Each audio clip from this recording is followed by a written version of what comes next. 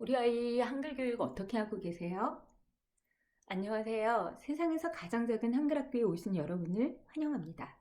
저는 신쌤입니다.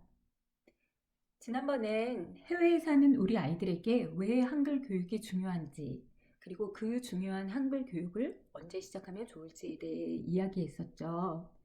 이번 회에서는 한글 교육을 시작하기에 앞서 우리 부모님들이 꼭 기억해야 할 것들, 한글 교육을 성공적으로 하기 위해서 꼭 기억해야 할 것들을 이야기하고 싶습니다.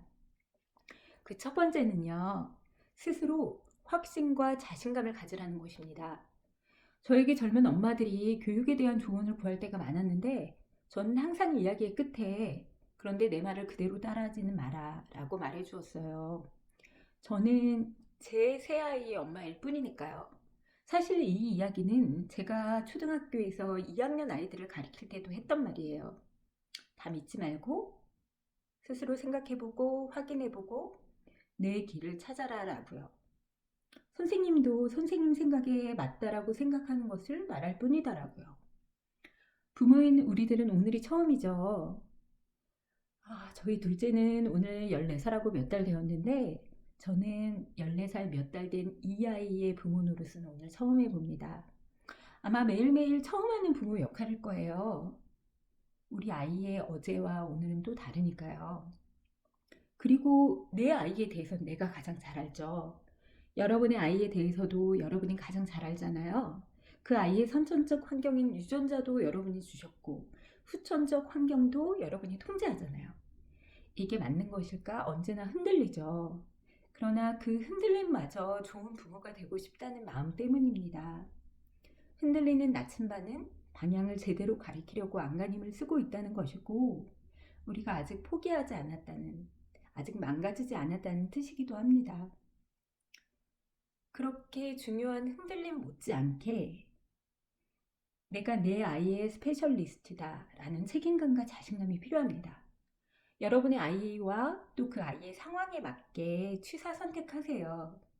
어떤 교육 전문가도 그리고 저도 여러분의 상황과 여러분의 아이에 대해서는 여러분만큼 알 수가 없어요. 특별히 시간을 들여 관찰하고 생각해보지 않았으니까요. 그래서 부모에게 중요한 것은 책임감과 더불어 자신감입니다. 여러 정보를 모으고 참고하는 것은 중요합니다. 그러나 무조건적으로 받아들이지 마시고 상황에 맞게 참고만 하세요. 그리고 일단 결정한 후 뭔가 방식의 전환이 필요하다면 너무 쉽게, 너무 티나게 바꾸지 마세요. 왜냐하면 교육에 있어 가장 중요한 것은 일관성입니다. 아이에게는 항상 차가운 부모보다 도대체 그 기준을 알 수 없게 차갑거나 뜨겁거나 막 종잡을 수 없는 그런 부모가 가장 위험합니다. 왜냐하면 그런 경우 아이는 정서적으로 불안감을 느끼게 되거든요. 엄마 아빠의 자신감은 아이에게 안정감을 줍니다. 한글 교육 역시 여러 정보를 모으시고 아이와 그 아이가 처해진 상황과 맞게 뜻을 세워서 일관성 있게 하셔야 합니다. 두 번째 이야기하고 싶은 것은 한글에 대한 부모님들의 편견입니다. 한글은 아주 습득하기 쉬운 문자이다. 사실 이 말은 맞으면서도 틀립니다. 한글이 아주 과학적인 문자는 맞죠. 실제 한국에 사는 아이들은 굳이 한글 교육을 받지 않아도 자연스럽게 습득하기도 합니다. 하지만 해외에 사는 우리 아이들에게는 쉬운 일이 아닙니다. 왜일까요? 외부 환경의 자극이라는 측면에서 생각해 보세요. 우리 아이들은 학습에 있어서도 또 어떤 필요라는 의지, 모티베이션에 있어서도 도움을 받을 수가 없어요. 굳이 이거 왜 해야 되지? 생각할 수 있죠. 그리고 처음 모음을 배울 때 그 형태가 아이들에게는 너무 유사해 보입니다. 아, 야, 어여. 특히 오와 우는 정말 헷갈리죠. A, B, C 다르게 생겼잖아요. 영어를 배울 때도 많은 아이들이 소문자 P와 Q를 헷갈려 하죠. 형태의 유사성 때문입니다. 아마 부모님들은 자기 자신이 그 시절 힘들게 한글을 배운 기억이 거의 없으실 거예요. 하지만 기억이 없는 거지 사실은 힘드셨을 수도 있죠. 저는 다행히도 그 기억이 있습니다. 국민학교 1학년 때 받아쓰기를 앞두고 엄마가 집에서 문자를 미리 내셨는데 너무너무 힘들었던 기억이 남아있어요. 그것도 받침도 없는 아주 쉬운 글자, 오이, 뭐 이런 어린이, 뭐 이런 쉬운 글자였는데, 그리고 이 아이를 어떻게 하면 좋지? 포기해야 하나? 난감해 하셨던 엄마의 얼굴이 아직도 선명한 기억으로 남아있습니다. 엄마의 그 표정이 저를 더 주눅들게 해서 더더 헷갈렸던 기억이 있어요. 한글을 배울 때 많은 아이들이 그 몸의 모양, 몸의 형태가 유사해서 힘들어하는데 이 점을 부모님들이 이해해 주는 것이 필요합니다. 한글은 아주 과학적으로 만들어진 문자이기 때문에 아이들이 그 헷갈림을 헤쳐나올 시간을 주시면 갑자기 습득하는 진도가 막 빨라지기도 합니다. 실제로 저희 둘째, 셋째의 경우도 처음엔 아주 천천히, 어쩔 때는 그 시간 동안 이해하지 못하고 공부를 마쳤어요. 그러나 나중에는 며칠분의 개념을 한꺼번에 이해하고 아주 쉬워했습니다. 그 앞부분에 헤매는 시간은 아주 일반적입니다. 우리 아이들은 정상이에요. 엄마, 아빠, 선생님의 역할은 그때 격려하며 기다려주는 겁니다. 각각 때가 다른데 대부분은 나중에 엄청 빠른 속도로 이해합니다. 대부분의 1세 부모님들이, 특별히 고학력의 부모님들이 학습 초기 힘들어하는 아이들의 모습에 충격을 먹고 좌절하고, 그리고 이 부분이 중요한데요. 이 좌절한 모습을 아이들에게 드러냅니다. 제가 아는 분 중에 S대 출신에, 게다가 S대를 무려 수석 졸업하신 분이 계신데 본인이 공부를 잘하셨으니 아이 교육을 의욕적으로 시작하셨나 봐요. 그리고 좌절하셨죠. 아이가 잘 못하는 이야기는 다른 집에 쉽게 하기 쉽지 않죠. 분위기가 좋아서 솔직한 이야기들이 나왔습니다. 이렇게 쉬운 것을 못하는데 앞으로 어떻게 공부를 하고 어떻게 살아가겠는가, 이런 말씀을 하셨어요. 아이는 당시 킨더 전이었습니다. 그 실망의 표정으로 아이를 대하셨나 걱정이 되더라고요. 아이가 너무 한글 공부를 하기 싫어하고 막 울고불고 한다는 거예요. 그 말을 듣고 마음이 아팠습니다. 왜냐면 이것은 매우 심각한 문제를 낳거든요. 특히 해외에서 한글 교육을 할 때는요. 이제 그 이유를 설명해 보겠습니다. 교육학에서는 다양한 교육과정의 형식들을 다루는데 이 중에서 표면적 교육과정과 잠재적 교육과정에 대해 이야기하고 싶습니다. 표면적 교육과정은 교사가 의도하는, 그러니까 이를테면 수업안을 짤 때 나오는 교육 목표나 그 목표에 의한 교육 결과들을 말하죠. 잠재적 교육과정은 의도하지 않은 부수적인 교육적인 효과를 말해요. 그래서 표면적 교육과정이 지적인 것과 관련이 크다면 잠재적 교육과정은 정서적인 것과 관련이 큽니다. 어떤 것이 배우는 사람들에게 더 큰 영향을 끼칠까요? 예를 들어 거짓말을 하지 말자라는 수업 목표를 가지고 수업을 하면서 전화가 왔을 때 선생님이 없다고 해? 라고 거짓말을 시킨다면 두 가지의 교육과정이 상충되고 있는 거죠. 어떤 것이 힘이 있을까요? 네, 잠재적 교육과정입니다.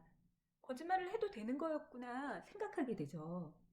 제 대학 때 교수님께서는 잠재적 교육과정의 중요성을 말하면서 개나리를 가르칠 때는 노란 옷을 입어라, 도형을 가르칠 때는 삼각 모형의 귀걸이를 하라고 하셨어요.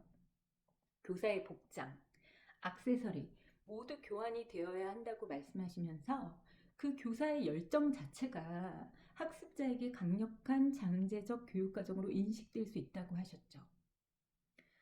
3명의 아이 엄마인 저에게 3명을 한글 교육시킬 때 표면적 교육과정은 모두 같았습니다. 한글을 읽고 쓸 줄 알게 해주는 거였죠. 그러나 결과적으로 볼 때 잠재적 교육과정은 달랐습니다. 저 역시 첫 아이에 대한 욕심이 컸어요. 그리고 그 욕심을 사랑이라고 잘 감추고 있었죠.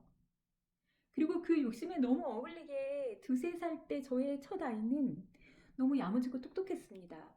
그런데 한글 교육이 제 맘대로 안 되는 거예요. 남들은 가르쳐주지 않아도 저절로 한글을 뗀다는데 얘는 왜 이러지 싶었습니다. 아주 쉬운 건데 헷갈리고 또 틀리고 또 틀리고 막 그러는 거예요. 내가 바보를 낳았나? 답답하고 기가 막히고 짜증이 났죠. 그런 싸한 분위기가 아이를 더 위축시키고 아이는 울고 저는 한숨을 쉬고 뭐 서로를 들들 볶았습니다. 다음번에 말씀드리겠지만 돌이켜보면 제가 했던 방식이 말도 안 되는 방식이었기도 했고 초보 엄마가 하는 모든 실수들을 총망라했던 것이었죠. 저의 첫 아이가 한글 교육의 잠재적 교육 과정으로 습득한 것은 싫다, 어렵다, 재미없다 라는 부정적 감정이었습니다. 그런데 해외에 사는 우리 아이들에게 이런 감정은 너무 치명적입니다. 왜냐하면 한국에 사는 아이들은 그런 감정에 상관없이 어떤 필요에 의해서 혹은 환경에 자연적으로 노출됨으로써 인해 한글을 습득할 수 있지만 우리 아이들은 그렇지 않기 때문이에요. 우리 아이들은 한글에 대한 긍정적인 감정으로 본인 스스로 그 의미와 필요를 찾아가야 하기 때문입니다. 그래서 우리 엄마, 아빠, 선생님들이 가장 신경 써야 하는 것은 한글 공부에 대한 긍정적인 감정을 느끼게 하는 것입니다. 저는 저의 실패를 거울 삼아 둘째, 셋째 아이의 한글 공부에 그 잠재적 교육 과정을 가장 신경 썼습니다. 되도록 즐거운 분위기에서 학습이 이루어지도록 했어요. 끝없이 격려하고 수업 시간에는 더 잘 웃고 더 노래하고 더 춤췄습니다. 그리고 아이가 학습이 지체될 때 기다려주었고 괜찮아, 괜찮아, 괜찮다는 시그널을 계속 보냈습니다. 잘 이해가 안 돼도 이렇게 공부하는 것 자체가 가장 잘하는 것이라고요. 이거는 가치 있는 일이라고요. 이거는 즐거운 일이라고요. 그러면 됐다고요.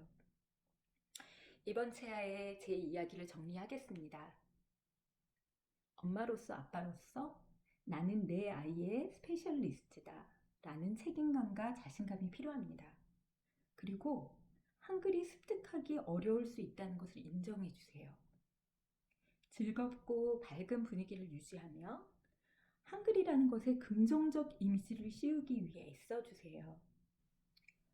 그럼 다음 시간에는 한글 교육에 활용할 교재들과 그 교재들을 어떻게 활용해서 한글의 즐거운 긍정적인 이미지를 씌울 수 있을지에 대해 이야기해 보겠습니다. 들어주셔서 감사합니다.